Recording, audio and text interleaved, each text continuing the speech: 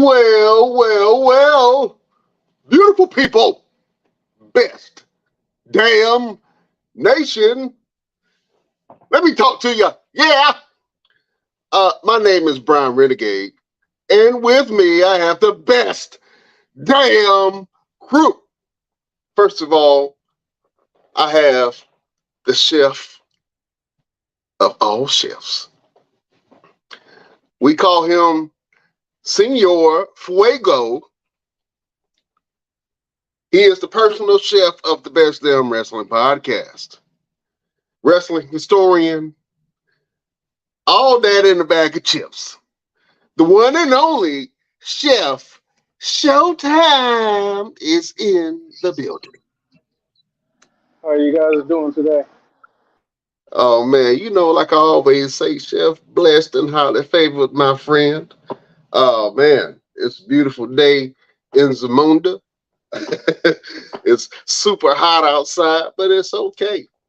Thank God for the heat. Thank God for the sun. You know what I'm saying? I could be in storm season right now. I'm pretty sure a lot of people have gotten rained out and stormed out and flooded, so I'm happy to have a little dry heat. What about you, Chef? I hate the heat. I like it cold. We in Phoenix, man. We just praying for a little bit of rain, just a little bit of rain. You know what I'm saying? A drop or two would definitely do some justice, man. But anywho, welcome, Best Damn Nation. You can be anywhere in the world, but you right here watching your boys each and every Wednesday, and we appreciate that.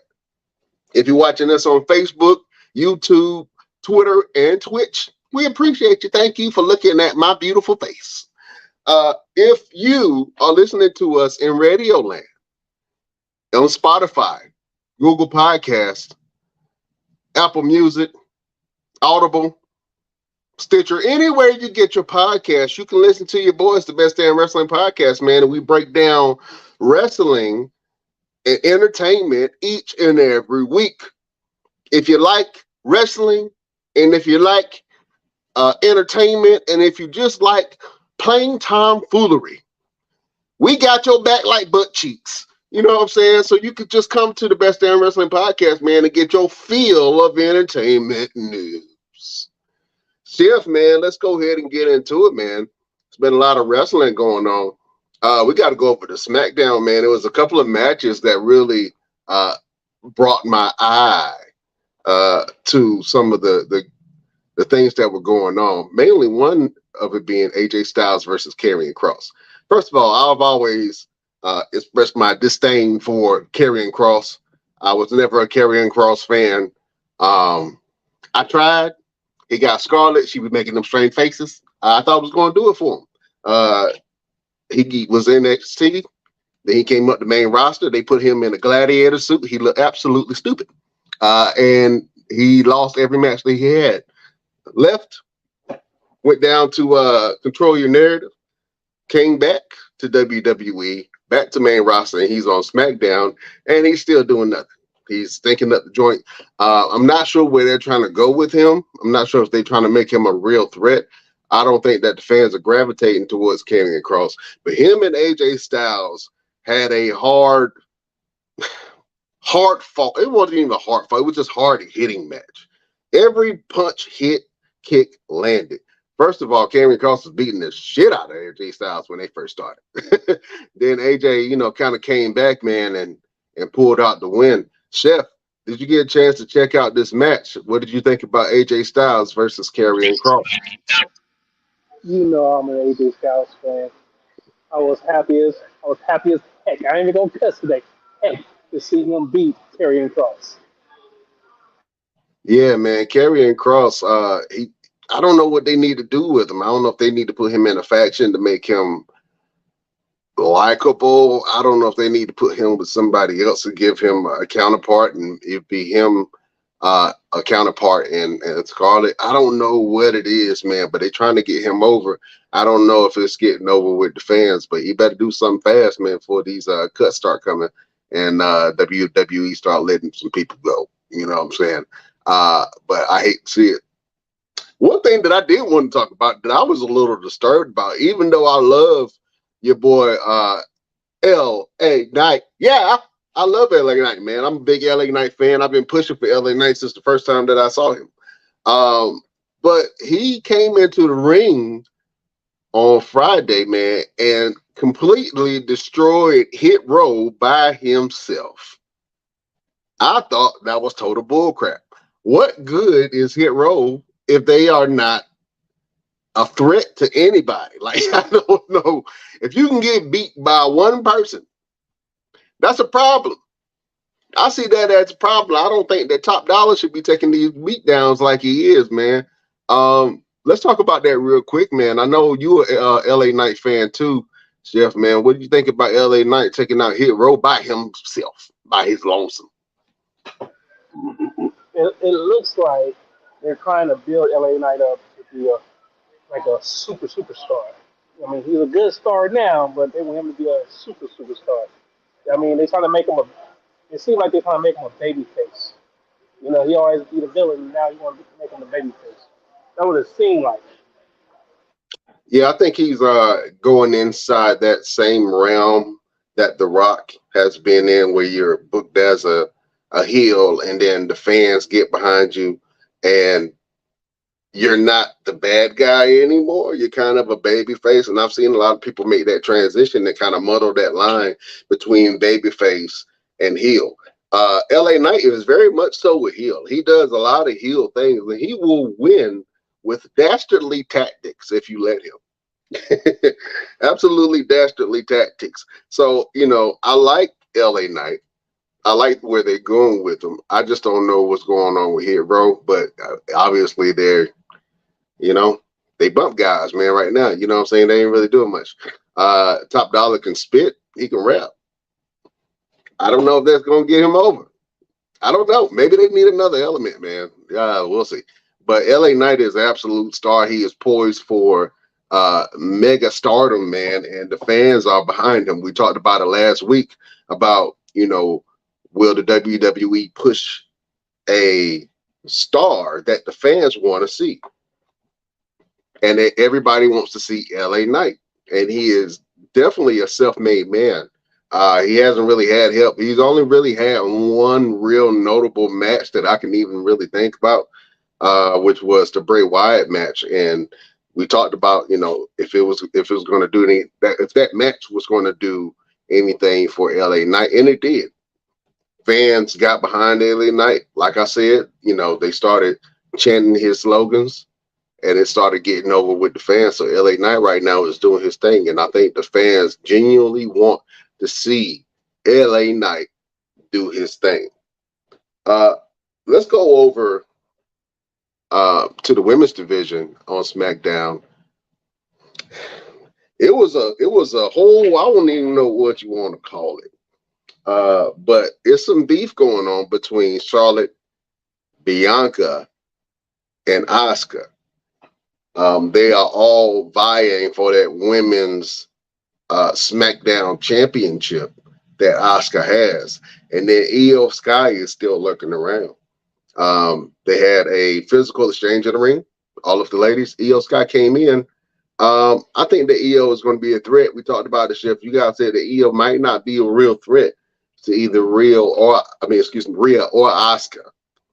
Do you still feel that way? Do you still feel like Io Sky having Money in the Bank, that she is not a threat to either Asuka or Rhea Ripley? I don't really think she is. The only way she'd be a threat if one of them is down and out and knocked out on the ground. That's the only threat. Because Rhea is throwing around the ring like nothing. Asuka, she's just going to put in a submission and make her tap out. Oh man, yeah, I got to give us a little bit more credit to my girl Io Sky, man. Io Sky is the real deal, Jack. Like I said, man, she, you know, the fans have gotten behind Io, and Io is a real competitor. She was NXT champion for a long time, also tag team women's champion.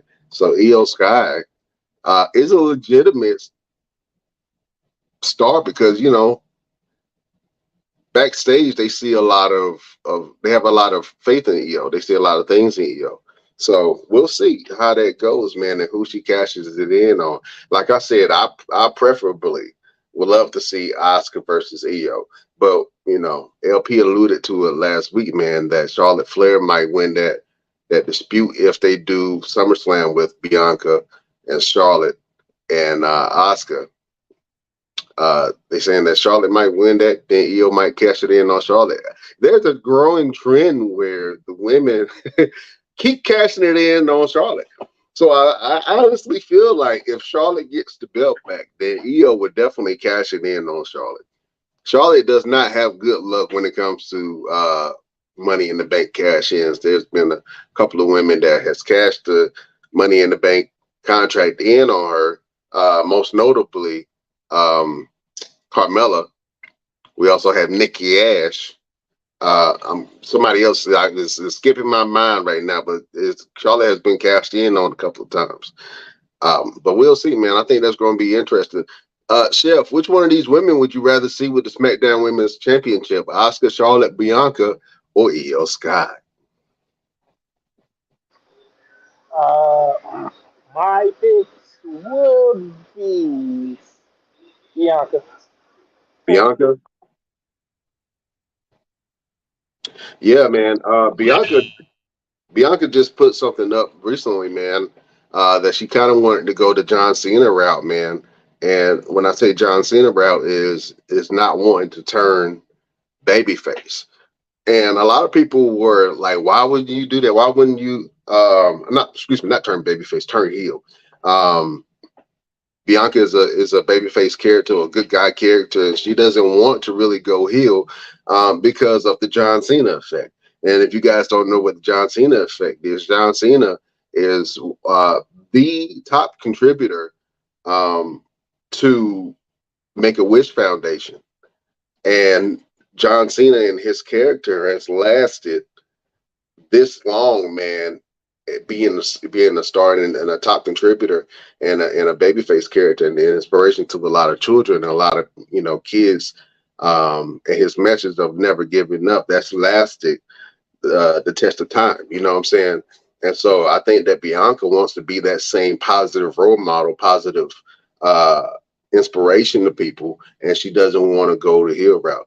Granted, when John Cena came in, he was a heel figure with his thug life character when he was rapping and cutting raps on people. But to be honest with you, I would love to see Bianca kind of venture into a darker lane and get her hands dirty being a heel. But if she's the natural good guy and she can't pull off the heel thing, I would rather her stay away from it and just keep the good guy character. Chef, do you agree with that? Do you want to see Bianca turn heel, or do you want to see her stay a babyface, man, and be like John Cena and inspire babies all over the world? Man, seeing Bianca turn heel, that will be nice. You see a darker side of her, but I think she's better as a babyface though. Yeah, I think that Bianca is better as a babyface, man. Um, although I do wish that she would take that braid out every once in a while and just whip somebody with it. I want to see just hit somebody in the back. You know what I'm saying? But I would love to see it. We also saw on SmackDown, man, Edge versus Grayson Waller. Grayson Waller uh, is the real deal, man. And Edge kind of gave him props after their match and said, hey, this guy can talk it and he can walk it just like he talked it. You know what I'm saying? And so he kind of gave Grayson Waller that little nudge that he needed to say, hey, this guy's an official star. He's just not a mouthpiece. He can actually go in the ring. Him and Edge had a face off. Grayson Waller put the pause to Edge, man. And then at the end, Edge pulled it off with a spear when Grayson Waller tried to do his rolling stunner from the outside. He went outside, ran in, rolled inside the ring, and then got hit with a spear. 1, 2, 3, it was over. But Edge definitely gave him his props. What did you think about Edge versus Grayson Waller, Chef? That was an awesome match. I really for a moment thought Grayson Waller was going to win. I did. I was like, man, Edge look old how the boys whooping him like now. Edge did look rather elderly in the match. I will say that he definitely had a slower step than he usually would, uh, and his haircut did not do him any justice, man. I don't know. I don't know. Edge looked like he on his way out, but he's saying he just getting started. I don't know about that. We'll see, man. Do you want to see Edge versus Roman Reigns eventually, sometime soon in the future, Chef? No, no, no. That'd be a real boring match to me. You don't want to see Edge versus Roman Reigns? Edge is too old. You know, like that's like bringing back Christian to fight Roman Reigns. They're old. They no. Just let them take him out to the pastures and shoot him. That's it. Oh man, well, we got some birthdays that I want to talk about, man. And this was a segment that I was trying to get into. We're gonna talk about a little bit later about wrestlers being in their 40s and some of them being in their prime.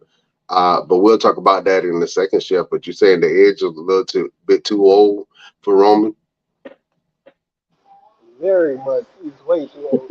I think if Roman gets one of those spears, it's gonna break him. He ain't gonna wrestle no more. Oh man, well, if he has to go down on his sword and shield, sir, let him do that. You know what I'm saying? Let him do that.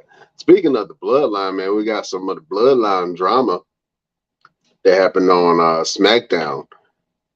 It was interesting because we had the Usos in the ring, and we also have Solo and Roman Reigns in the ring. One of the things that was interesting were uh, they had a face-off, man, and then Roman was like, "You think I need this? I don't need none of this. I don't need the belt. I don't need the title. You want to take the reins of the tribal chief? You want to be the tribal chief? I'll give it to you." Roman Reigns got down on his knees, slowly and gingerly. The most painful thing about this whole uh, experience of Roman Reigns getting down on his knees, man, he had some fresh shoes on, man. And anytime, if you black, you know what that means. That's complete and utter destruction. That is complete submission into whatever. You don't bend your shoes like that. You know what I'm saying? Your mama would spank your butt if she seen you do this to your brand new shoes and put a crease in it. That is a hood no.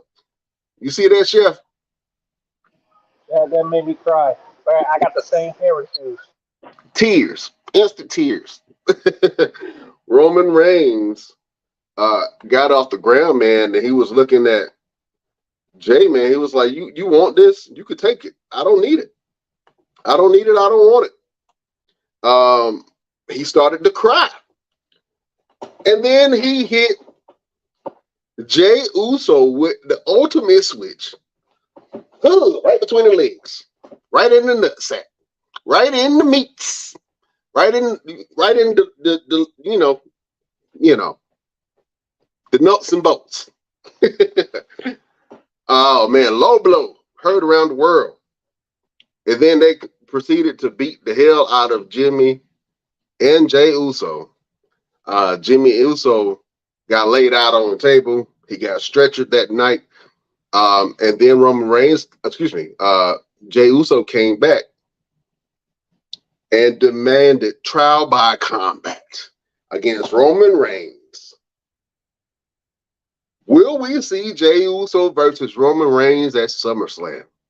Will this be the end of the story? You know, the whole bloodline storyline started with Jay Uso. Will it end with Jay Uso beating Roman Reigns? If this happens, what kind of implications does this mean for the bloodline? We don't know, but we shall see. Chef, do you think that Jay Uso has a real shot at defeating Roman Reigns and becoming the new tribal chief? I think Jay do because he know what Roman's weaknesses is. He know how to get into Roman's head.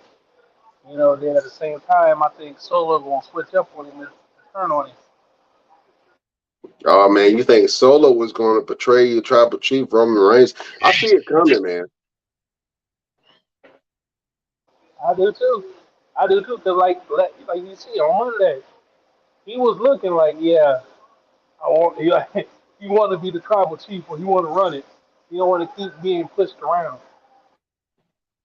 Yeah, man. I don't see Solo staying with Roman too much longer. You can see the cracks in the armor. You can see Solo looking at him sideways and like, hey man, you ain't the fearless leader as you once were. You know what I'm saying? He's kind of looking at him a little weird now. A little, you know. So I can definitely see that happening. And if Roman Reigns does lose his belt, I believe it might be because Solo betrays him in some type of way. Will this be the end of the long reigning championship run for Roman Reigns? I don't know. I hope not, man. Because honestly, to be honest with you, when the Bloodline segments are on, that is good for business. Ratings are up, merchandise is up, views are up. Um, Twitter and social media is all ablaze. The Bloodline is the best thing that you got going on. And to be honest with you, they need to start building up some more stars coming up soon, some more storylines. Because once this storyline ends, you do not want there to be a gap and void. You do not want there to be a space and time where there are no storylines going on and nobody's interested in what the WWE has going on because the best storyline that they've had has just ended. What does that mean for the Bloodline? Man, we'll see. Let's go over to Monday Night Raw, Chef. We had Imperium versus Matt Riddle and the returning Drew McIntyre. Oh man, Imperium has been taking a couple of losses lately. I don't know if you noticed. I wish LP was here so I could talk crap to him. But Imperium and Matt Riddle and Drew McIntyre had a really, really good match, really good face-off, man. Chef, did you get a chance to check that match out on Monday Night Raw? You know me, I love that match. That's why I wish LP was here so I can laugh at him. Because his Imperium got beat down. Oh man. Yeah, I definitely agree. I thought that match was good. I was glad to see Drew McIntyre back. I was hearing all kind of rumors that he was about to leave the WWE and he wasn't happy. I'm pretty sure he wasn't happy about his booking because from 2020 to now it's been kind of tumultuous period, man. And with Roman Reigns on top, he had some hits and some misses, especially when it comes to Roman Reigns and facing Roman Reigns in the Bloodline. But I'm happy to see Drew because Drew is a legit star, man. And Raw has a lot of star power, but the thing is, they don't have the appeal that the Bloodline storyline has right now. So we need stronger stories in this thing. But I'm glad to see Matt Riddle back. I'm glad to see Drew McIntyre back. I'm glad to see them working together because they look good as a unit, man. They look good as a cohesive unit. Um, I don't know how long that's going to be that they stay together. It might just be a one-off thing, but maybe they can form a RK Bro kind of thing.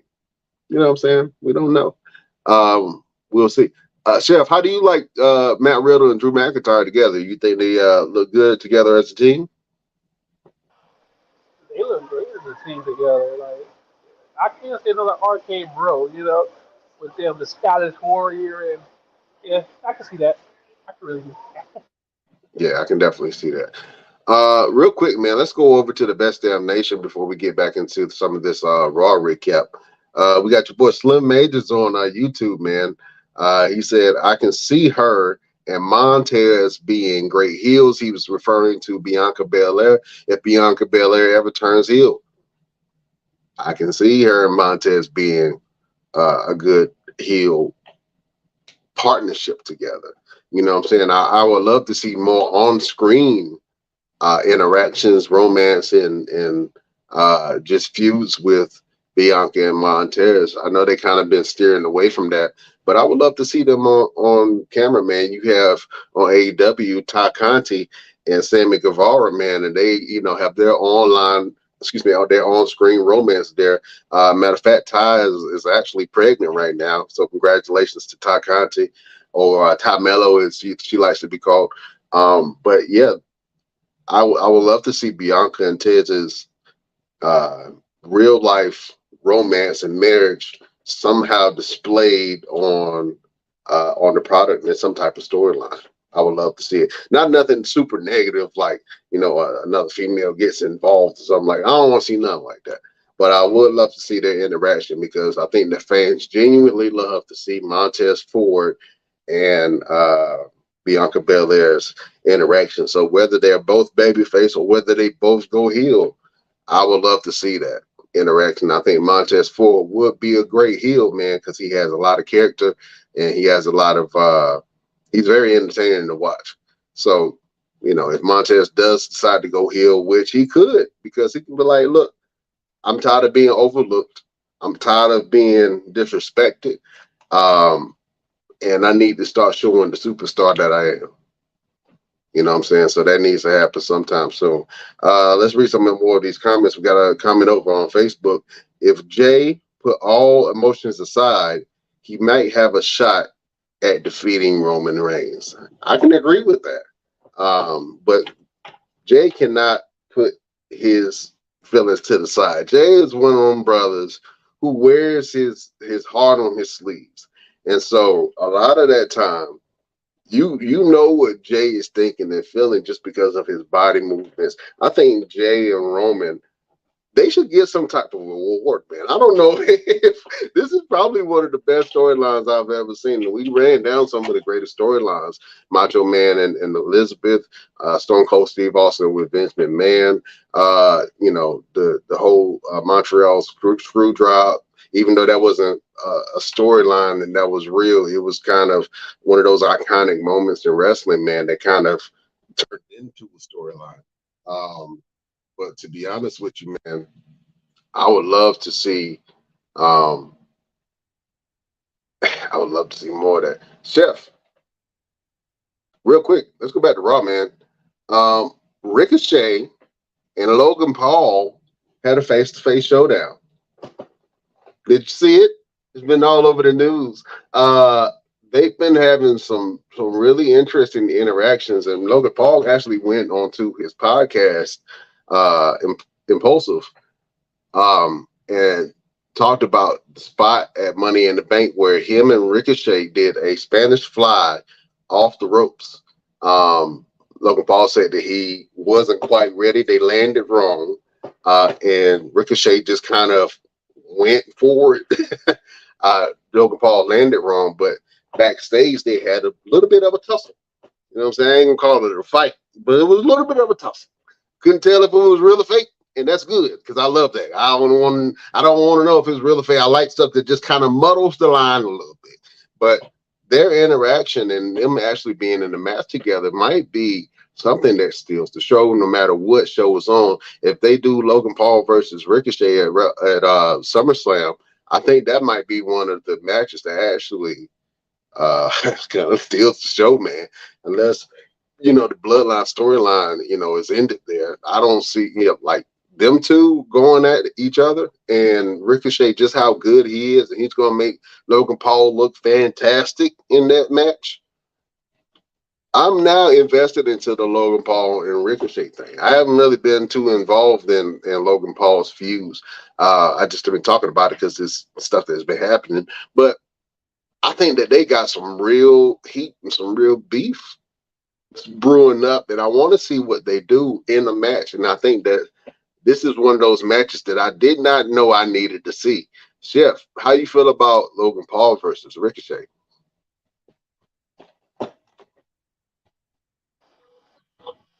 I just want them to see. I want to see them fight again. It was funny watching the backstage fight. And they said it was a real fight. He was really mad because he smashed his face against the floor. Shit, that's part of the business, bro. Yeah, welcome to the business. You know what? Let's get another opinion on this thing. I got to bring to the show, man, the one and only entrepreneur of entrepreneurs. Some call him the Renaissance man. He is the one and only legendary LP, and he's in the building. What's up, LP? Hey, what's going on, man? Hopefully y'all can hear me. I'm in traffic. I hope it ain't too choppy. Oh no, you good, brother. We can hear you. We was just up here talking about this whole Ricochet versus Logan Paul thing. They had a face-to-face interaction on Monday Night Raw, and then Ricochet. They were trying to stay on the mic together. It was boring, but Ricochet did this flip out the ring that looked spectacular. Logan Paul was trying to tell Ricochet that, hey, I'm not a TikToker. I guess they wrote that in his character to try to steer him away from the whole TikTok social stigma and trying to brand him as a WWE superstar. But what did you think about this Ricochet versus Logan Paul face LP? I may be in a minority, but I actually think this match is gonna stink. I think I think this match is gonna be up. Both of them are gonna be trying. Somebody gonna get hurt because both of them are known for doing big spots. And I really, people already know how I feel about Logan Paul. That Logan Paul is good, but he's not as good as we make him to be because of these big spot moments. So you take those big spots out, he just like Bad Bunny is better than Logan Paul. If you want to keep it up wrestling wise, I'll say Bad Bunny is better than Logan Paul. Logan Paul just does those crazy, just like Shane McMahon. Shane McMahon was not a great wrestler, but Shane McMahon would do some stupid stuff and get everybody excited. So yeah, I actually think this match, Ricochet is a vet, but I don't think Ricochet can carry Logan Paul like the other wrestlers have been able to carry Logan Paul. And that's why I think this match is gonna be a bunch of mess. You know what? I gotta put some respect on Ricochet's name, man, because I haven't seen too many bad Ricochet matches. No matter who's in the ring with Ricochet, I haven't really seen too many matches where I looked at it and I was like, that stank. Other than when him and Braun were in the match the last time Braun was in the match before he had his back surgery. And he threw Ricochet and they did not. he hit the ground like a wet condom. I didn't like that at all. But, Ricochet has not had too many bad matches, man. And I know that if him and Logan Paul get together, it's going to be a spotty match, of course. It's going to be some big spots. It's going to be some big moments. But Ricochet is one of the top sellers in WWE. I think that Ricochet and Dolph Ziggler are the two top sellers to me of moves. You know what I'm saying? And I think that he will make Logan Paul look good. I don't know. Best Damn Nation, write in the comments. Let us know what you think. Are you excited to see Ricochet versus Logan Paul? And do you think that their interaction and match will actually be good? Let us know on Facebook, Twitch, Twitter, all of those streaming platforms, and even on YouTube. If you're on YouTube, let us know what you think about the Ricochet versus Logan Paul. Speaking of that, man, let's go over to the Best Damn Nation. I see a comment that says, Solo needs to tag team with someone on his level. Maybe Bronson Reed, perhaps? Not mad at that. I would love to see that. I still think that if the powers to be are smart, they will put Zion Quinn, Bronson Reed, and Solo Sikoa together. I don't know too many people that's going to stand up to that. They sound good together. But, I'm just looking forward to what, Solo has in store. And Solo can definitely be a singles competitor all by himself. And, you know what I'm saying? But that combination together would be really good. Chef, what do you think about Solo, man? Do you think what do you think he's going to do after this whole bloodline thing? Do you think he'll be able to stand on his own 2 feet? Most definitely. Solo can stand on his own 2 feet. I think he can do right now. If he turns and start fighting Roman, he'll win the belt. I can see that. All right.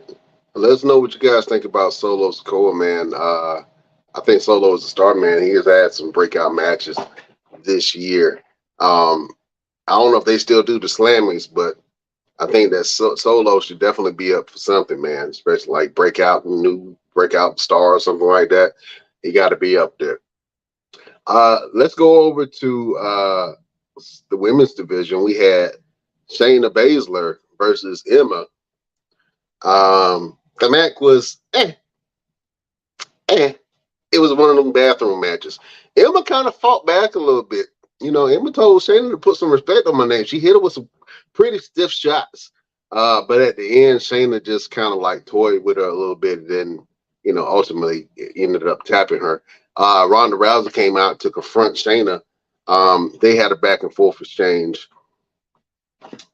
I think they're trying to bring some excitement to this whole thing. It feels really rushed. And I know because Ronda Rousey's contract is about to be up and they're saying that she might not renew with the WWE. For some reason, this whole thing feels rushed. I don't think they don't have any build up to it. They need to start building now. I know they're trying to, but it's got to be something that's going to hook people in. You know what I'm saying? LP, how do you feel about this whole Shayna versus Ronda thing? I know we talked about it a little bit last week, but do you think they're moving in the right direction with this Shayna versus Ronda thing? I don't think there's nothing they can do to make people care about Shayna versus Ronda. Like, I don't really think there's nothing they can possibly do or add to the story. It's definitely rushed, even the way she attacked Ronda out of the blue. They could at least build up a little bit, but I did like that shock value. But itself, nobody really likes Shayna like that, and nobody really like Ronda like that, and definitely people definitely don't like Ronda. So yeah, I just think it's gonna be a match that nobody's gonna really get anything about. No belts on the line. Maybe they're gonna do a career match or something, and that's how you definitely know Ronda gonna lose. But, like nobody, like Ronda has to be the female at the bottom of the barrel. Like of all the females, Ronda is the worst. Like people hate Ronda. So, and I don't think it's nothing Ronda can do to fix. She can't turn face. Even as a heel, she's not even over. So, you know, she might as well quit. I mean, well, I don't know. It's easy money, so I ain't mad at her. She getting them checks. But yeah, I don't think nobody gives a damn about this beef. Yeah, man. I want to care, and I know it's a big match, big money match feel, because you have two legitimate badasses in the ring against each other. And the only problem that we've been criticizing Ronda from the beginning is that she does not know how to lead a match. I know that Shayna can, but I don't know what kind of match that they're going to have because even their interactions look sloppy to me. You know what I'm saying? And I really, really want to have a good fight between them two because this is one of my dream matches that I wanted to have with Ronda Rousey and Shayna Baszler. Once Ronda came to the main roster, I was like, oh snap, we get to see Shayna versus Ronda possibly. And then they had their documented friendship and this whole thing, and now Shayna just turned on Ronda, but something about it just don't feel right. If they would have took that time with it, they could have built it up like a bloodline kind of feel where people are excited to see what's going on. But this is, I don't think, and they keep putting it in the middle of the show. So I don't know if people really are paying attention or if they even really care. But I want to see them have a great match. I'm hoping that they have a great match. And they should have a great match on paper. But I just got a feeling that somehow Ronda is just gonna screw it up somehow. Chef, how you feel about that, man? I don't want to talk about it. I thought we was gonna move on because that's how it works. Oh man. Well, yeah, man. So look, let's go ahead and move on, man, because Chef don't even want to talk about it. See, that's what I'm talking about. You should want to talk about Shayna versus Ronda, but you don't. So let's move the hell on. So we also saw, man, The Miz versus Tommaso Ciampa. I got to talk about that match because I'm a big Tommaso Ciampa fan. And I like how physical Tommaso Ciampa is, even though he's a smaller guy. But people got to put some respect on The Miz and his wrestling abilities, man. The Miz is one of those guys who's constantly been criticized, but he's always gotten better. Whether people notice it or not, The Miz and Ciampa had a very physical fight. They were going at it. LP, did you get a chance to check out The Miz versus Ciampa? I caught some of the highlights, so I didn't really watch the whole entire match. Yeah, man, it was a hard hitting fight, man. I kind of like the direction that they're going, and the Miz has been showing that he can wrestle, even though he's been losing. His win-loss record is kind of off balance. The Miz has really been improving that he can go in the ring. And people that are paying attention, are seeing some of this stuff from some of the Miz's people that he's kind of putting under his wing, and then they all start to turn on the Miz for some reason. I don't know why. I don't know why. I guess they feel like the Miz is using them. Miz is turning on them. The Miz is turning on them. I can see that. It ain't, if everybody say the same thing about you, at some point you got to look at yourself. You know what I'm saying? You gotta look at yourself. Oh man, we also had another fight: KO and Sammy and Seth Rollins versus Judgment Day. It just kind of feels like the same thing we've been seeing on Monday Night Raw. It's not really. I really don't want to talk about it. KO and Sammy and Seth. They lost that match. Actually, Sammy took a pin. I haven't seen Sammy take a pin in a long time.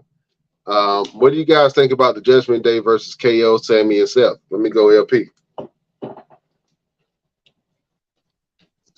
I mean, it was all right. I mean, like Raw was Raw was kind of lame.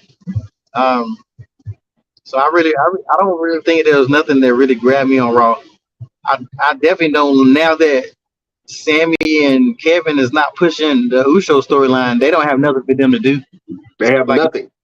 Yeah, so they was part of that, but now without that, they list all those tag teams, but like no tag teams have attacked them.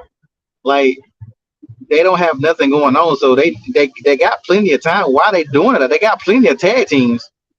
So, but they need to have a storyline versus just a tag team. Like they need some kind of something. I really don't like them as tag champions. I like when they won the belts and all that, but I don't like them as tag champions. I think they're boring as tag champions. They're not bringing nothing. They're not bringing nothing to the titles. Most of the people that got belts now are not bringing nothing to the belts, with the exception of Gunther. I don't really think nobody else is bringing anything else. Austin Theory is not bringing nothing to his belt. Asuka's not bringing nothing to her belt. Who else got a belt? Seth Rollins. Well, yeah, I'll say Seth. I'll say Seth Rollins is we gotta talk about this, man, real quick. Seth Rollins was so unbothered on Monday Night Raw. He was talking junk to the Judgment Day. But the whole time he was sitting there eating chicken wings from Buffalo. And he was just smashing her. Just throwing it, taking a bite and throwing it. And I was like, oh man, if you the person that catch a half-eaten chicken wing and take that home, you really don't have nothing to do with your life. But Seth Rollins is the absolute star, man, and he's actually putting some respect on that name of the World Heavyweight title. And he mentioned in the interview recently that, hey, nobody's really pushing the bar forward because Roman is doing things his own way, and he's holding the belt hostage his own particular way, and nobody's really pushing the talent and really driving the company to create new and better storylines. So with that being said, Seth Rollins feels like he's the man to take on that mantle and take all that pressure to push the WWE into the next generation, man. And I can see that, but you're right. I really hope they took that belt off of Austin Theory. they need to give it to somebody else, and that's doing something. But right now, he's on a historic run. He's been with 200 plus days a champion. You got to give Austin Theory his respect, man. Give him his respect for what? They're not. He don't even wrestle for his thing half the time. I'm not gonna give nobody respect just because they had the belt. Gunther had the belt as long as he had it, but Gunther has had some banger matches. Austin Theory has not had a good match since he had the belt. He's not had not one. What great match has Austin Theory had? Not that triple threat, not John Cena. What great match has Austin Theory had since he had the belt? He just holding the belt, and it's not helping him at all. So no, I can't give him no props unless he actually start having some good matches. That's why he's in the same place he was from the start. Nobody really cares because his character has not grown. He just a guy with the belt. Like no, to me, nothing is. Austin Theory is not going to be remembered as a great one at the rate he's going right now. He's just going to be a regular guy with the head of belt. And man, I hate to hear that because I think he definitely has potential, man. Him, Grayson Waller, a couple of other cats, man. I think they do have the potential to do some great things, man. But I don't know. It's just he's just not landing with the fans, man. You know, I want to like him, and I think the fans want to like him too. He seems like he practices what he's going to say in the mirror all the time, and because none of the stuff that he says really makes sense and lands like that. He kind of just like talks himself up. Look at me. I'm the youngest champion. I got the belt right now. I beat John Cena. Who else beat John Cena? Nobody. Me. You know what I'm saying? It's kind of that thing. And he's really not saying anything that's memorable to people. I want to see Austin Theory do better, man. I want to see him do more, but I don't know what they need to do to make fans care about this Austin Theory and his character, man. So we'll see. If y'all guys go ahead. I think the problem with Austin Theory, as well as Grayson Waller and some of the other young guys that have popped up, is the whole bloodline thing has got more people into storylines. These guys now are just wrestling. So if these wrestlers start actually having some storyline or some beefs, like when The Rock and Stone Cold used to go back and forth for the Intercontinental belt, they had a storyline. So when Booker T and Austin was going through all that stuff from the grocery stores and all that shit, like they had consistent storylines. Now somebody wrestled on one week and they might wrestle on another week, and it's not storyline based. And wrestling has to be storyline based to stay interesting. If they would have started a feud, Austin starts a real feud with somebody. I don't know who it needs to be. That's what's hurting all these wrestlers right now. So with us, that's another bloodline who has the only storyline going on right now. Nobody else has no kind of deep storyline that goes past one or two matches. And that's why all these stars are really just in limbo, because they're not writing anything for them to do outside of the bloodline. The bloodline's still going. And nobody, they bringing stars and nobody else. Who else has a storyline going on right now, like a true storyline? I can't think of nobody.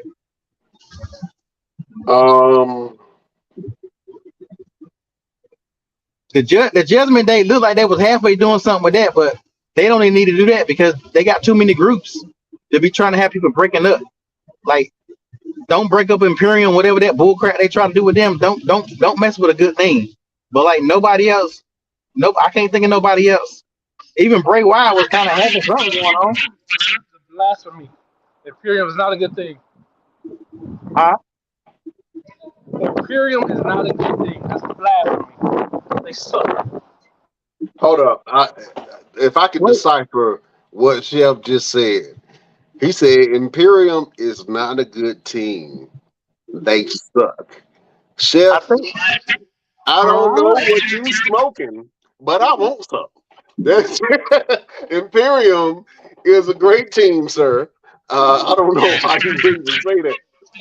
Last week they've been getting beat on like the redhead stepchild. Oh, I can't agree with you on that, Chef. The Imperium is one. They have the most cleanest. He waiting for Braun Strowman to come back. Yeah, still upset at Braun Strowman. I'm waiting for Bray Wyatt. Bray Oh man, Wyatt ain't never coming back.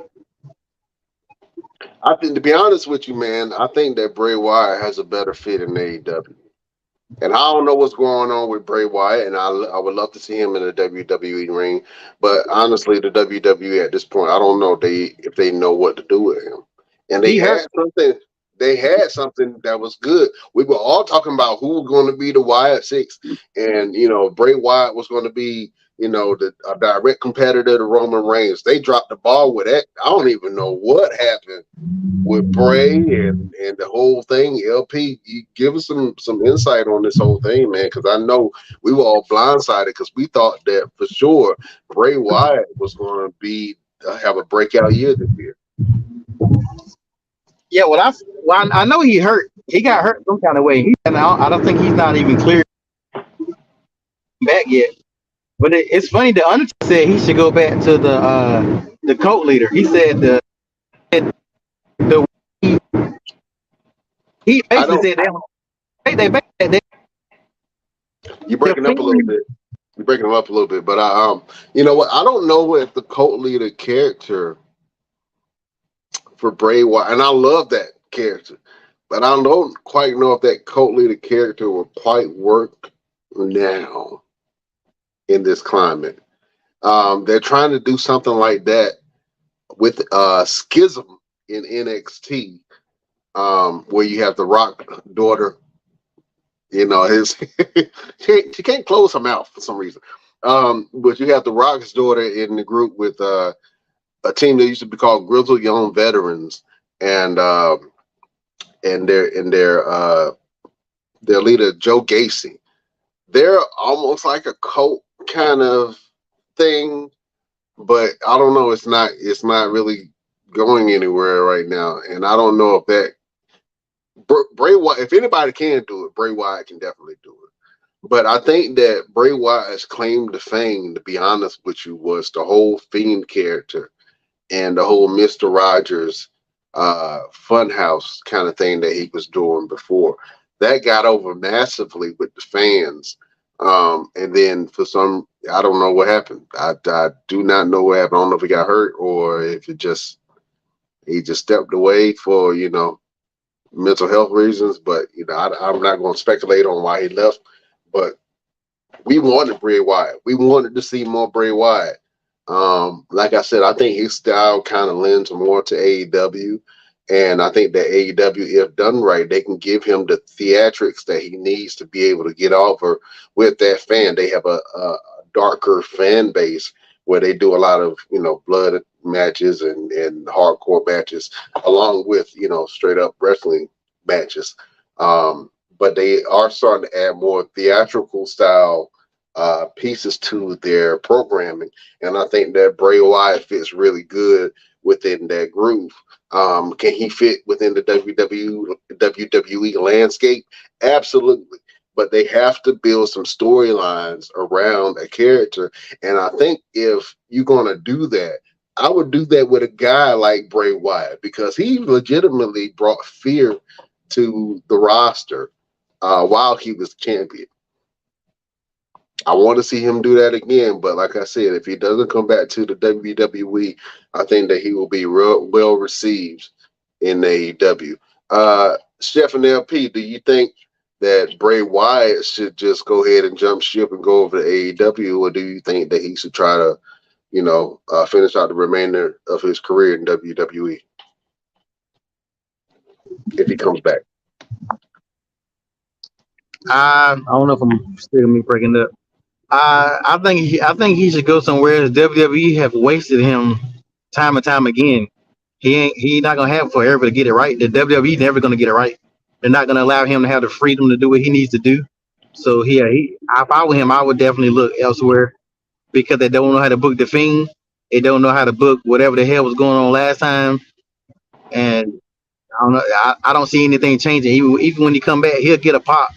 But I said it before, and I was one of the one person that kept saying it, that they didn't know what to do with him. They didn't know what to do with him. this Uncle Howdy and all this other stupid stuff was taking too long. Everybody, oh, just be patient, be patient. No, I said they don't. They don't know what the hell they damn doing. They wasted one of the biggest returns in WWE history, and their payoff match with it was help LA Knight become who he is. That's the only thing Bray Wyatt has done since he came back. Yeah, you broke up a little bit right then, but you said Bray Wyatt helped LA Knight be who he is currently right now with the fans backing him, and I 100% agree with that. I remember when we had that conversation, the LP, you was like, what did that match do? And I was like, well, that match established the LA Knight, and it definitely did. So, if anything, I wouldn't say LA Knight's career started with that match, but it definitely put him in the spotlight for people to see him and be like, hey, you know what? This kid got something. Because he was the only one that kind of stood up to Bray Wyatt at that time. And we were trying to see where that whole thing was going to go. And then we saw that, hey, this guy can really talk. This guy can really hold his own. And then, I thought that they were going to do something really big with the LA Knight and Bray Wyatt thing. They had the glow in the dark match. Oh, what was it? What was it called? Lights Out match or something like that. They had the match. The match it had some spots in it, but overly it wasn't a good match. I don't think the fans really are going to remember that match. Probably the theatrics from that match, and then at the end of that match, Uncle Howdy jumping on LA Knight and missing. Just remember that. But most people are not going to remember that match, but they will remember that match made LA Knight a superstar. LP, I want to talk about something real quick, man, because we got some birthdays this month. We got your boy Brock Lesnar. His birthday is today, the Beast Incarnate. So I want to say happy birthday to you one and only Brock Lesnar, the Beast. Let me hit you with this real quick. That is a scary looking man.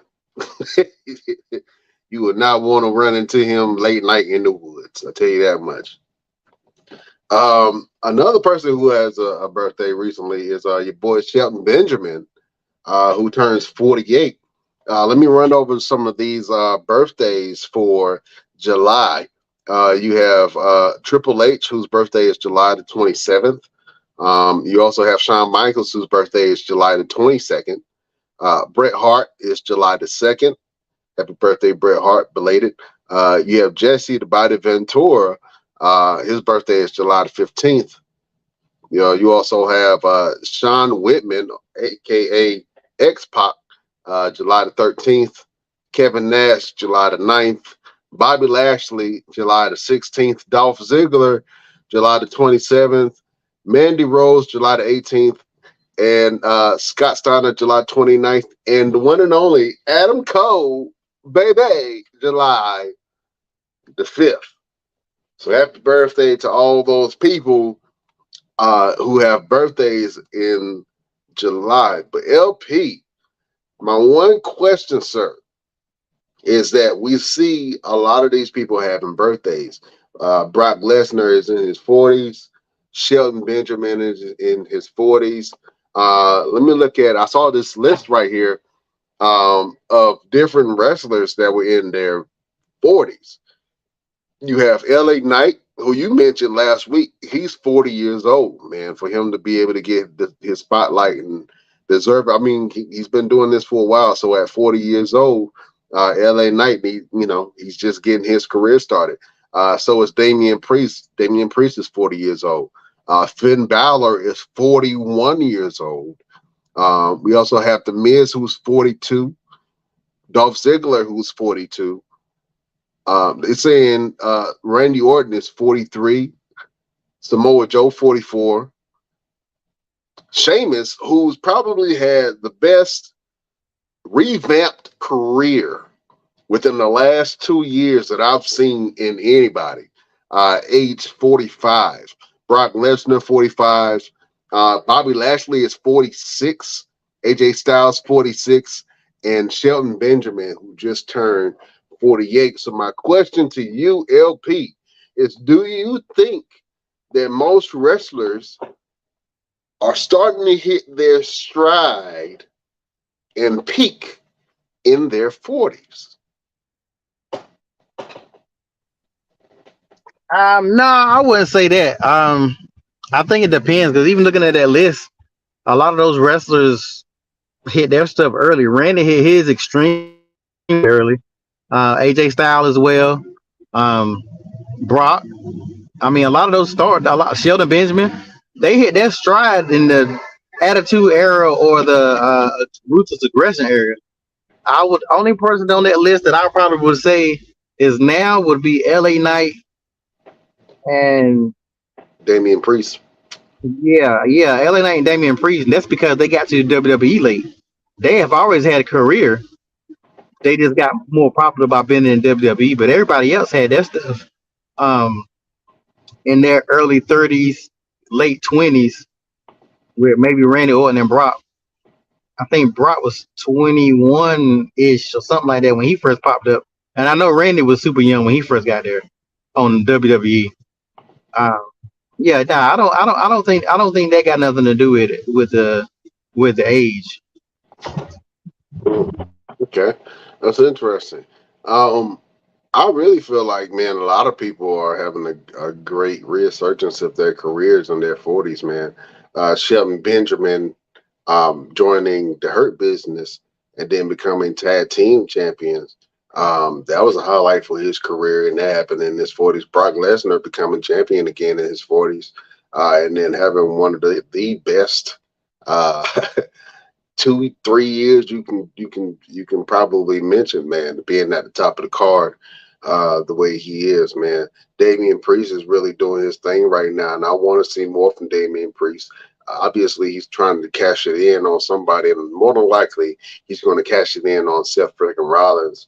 I said last week, if he cashed it in on Roman Reigns, he will be an absolute legend.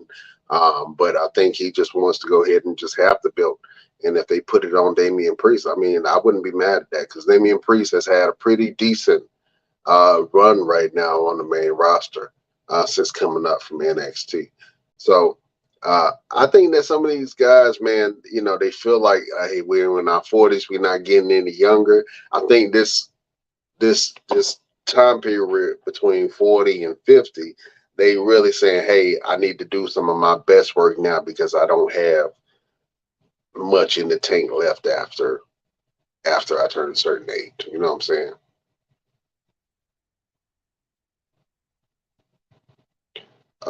Let's go over to some of these segments, man.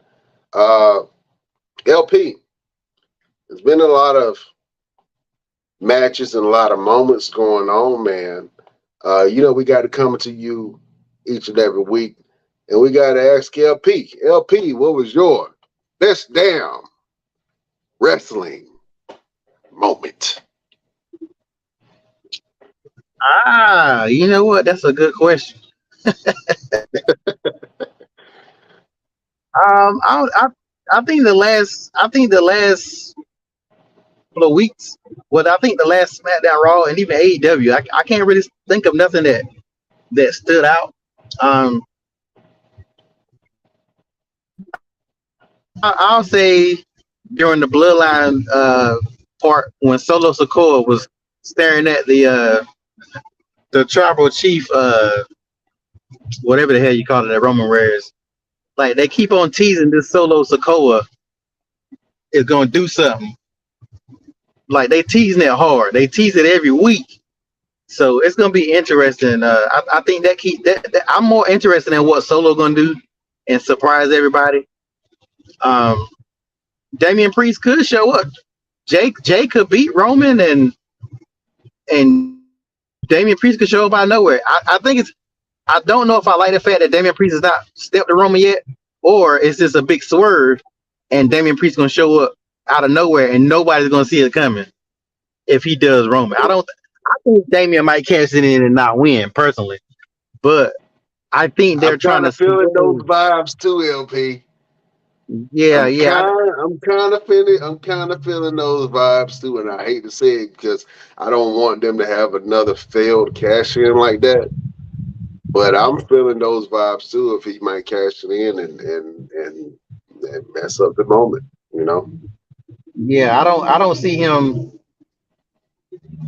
Seth has had it for a couple of months now.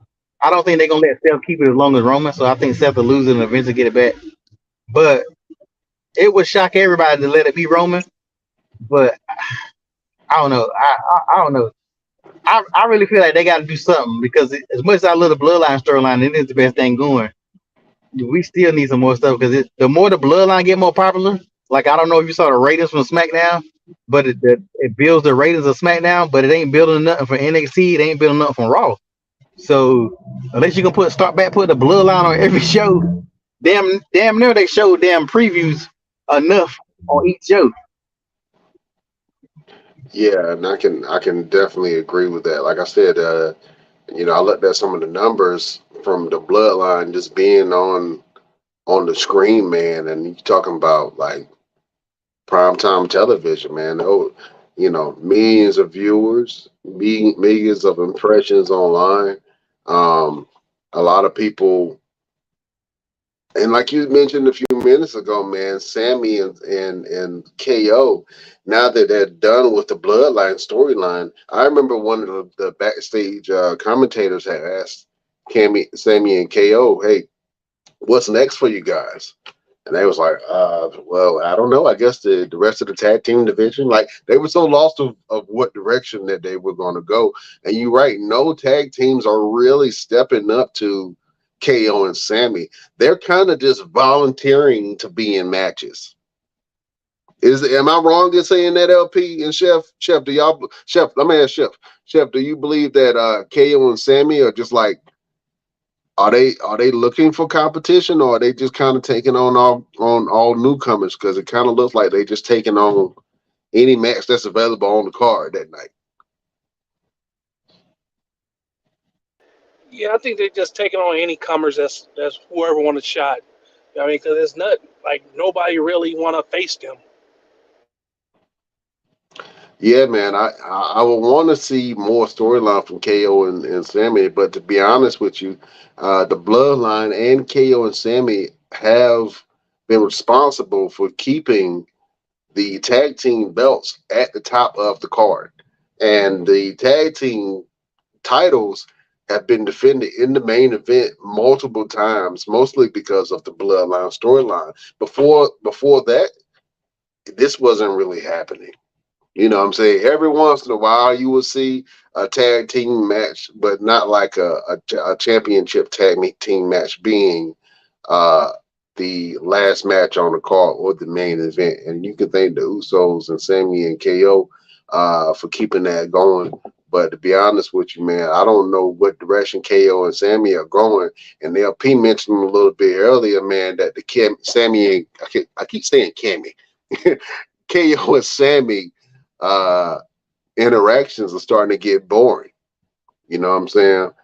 So I kind of agree with that. I want to see a little bit more and some tag teams step up to Sammy and KO, man, and make it very interesting because they have the opportunity to create some great storylines with some other teams, man. They just have to do it. They just got to do it. Pretty much. Chef, whew, it's been a good show, man. Uh, Real quick, Chef, let the beautiful people know what you got going on and where can they find you. Really, I had the only thing I got going on is work, work, work. You can find me on Facebook, Dante Carter. You can find me on Snapchat, Twitch, as Chef Showtime. But all I do is work. Oh man, well, thank you for that, Chef. We had LP on earlier. If you want to go and check out LP and see some things that he got going on, you can check him out on Facebook, or you can go to his social medias at One Click Photography. Shoots on Instagram and then TikTok one click talk on his TikTok. And then Mr. Everything, you can check out Mr. Everything on official Mr. Everything on some of his platforms, man. So my name is Brian Renegade. You can find me on all platforms at Brian Renegade. Got some good stuff coming up for you, beautiful people. Just stay tuned. More interviews, some specials. Got all kind of stuff going on planned for you guys. So just stay tuned, man, at the Best Damn Wrestling Podcast. Chef, man, you know we do this each and every Wednesday. Do you have a final word or word of motivation for the beautiful people?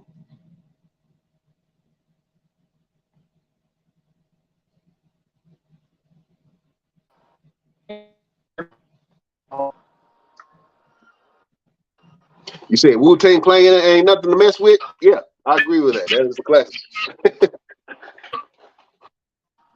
Oh, you said Wu-Tang is for the children. Yes, that is for sure. Yeah. Like today, my brain just went dead right now. I'm sorry, I don't got nothing right now today. Oh man, well I got one for you, Chef. I got a word of the day for the beautiful people. Check this out. You have a lot of interactions within your life, and you find yourself having interactions with multiple people throughout your lifetime.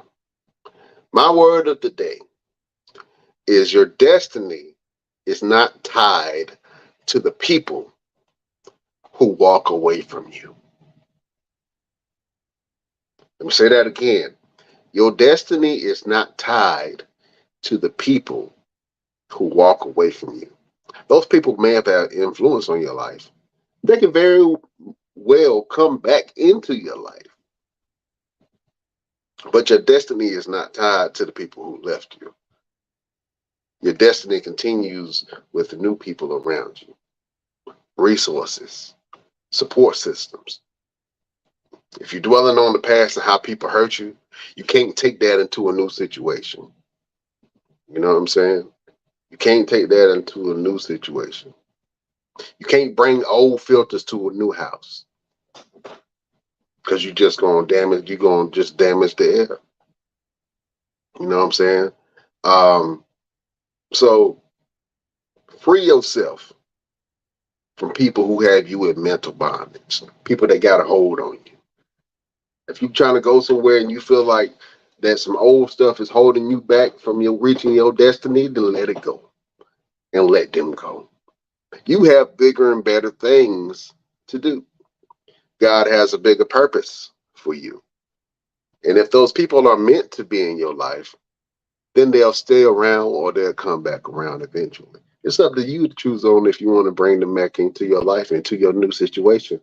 And you have to determine what role do they have in your life if you want them there. So don't let other people hold you hostage from getting the very things that you want. Your destiny is not tied to the people who left you.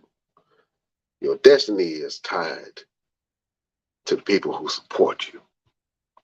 Beautiful people, thank you for that time that you allowed me to give a good word. Chef, what do you think about that word? Was it a good one?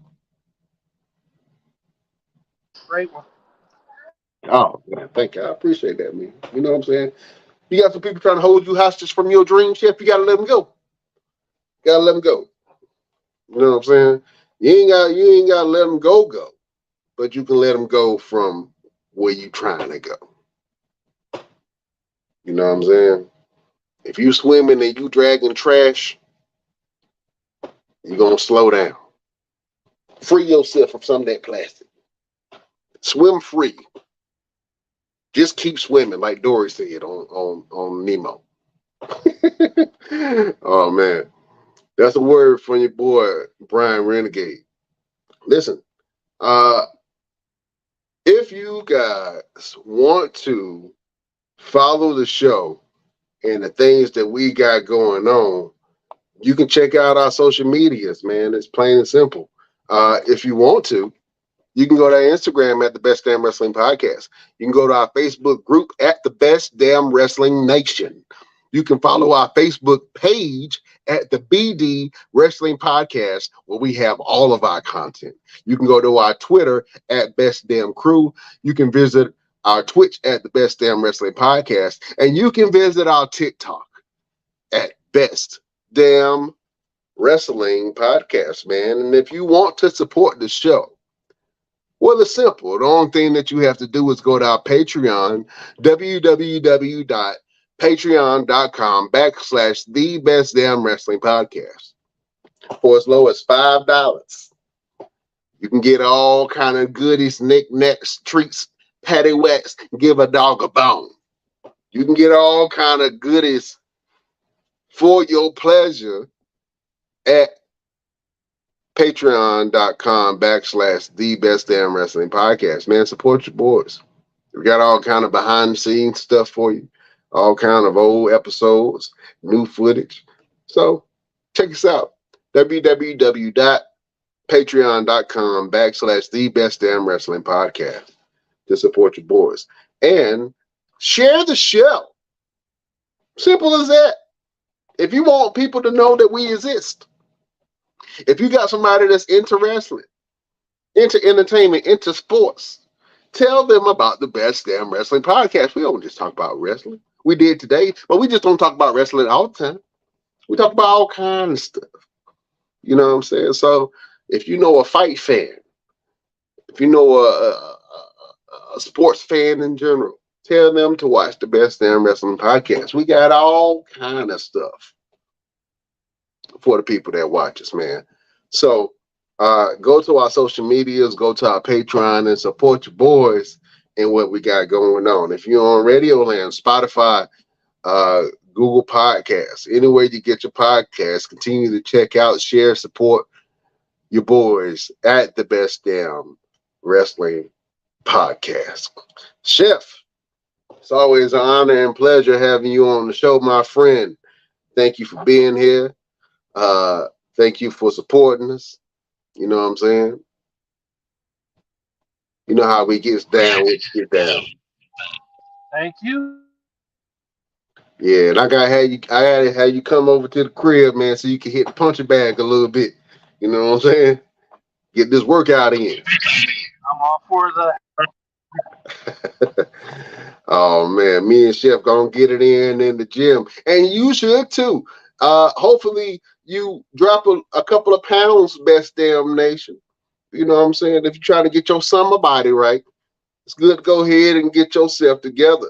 But anyways, we will see you next week on the next Best Damn Wrestling Podcast.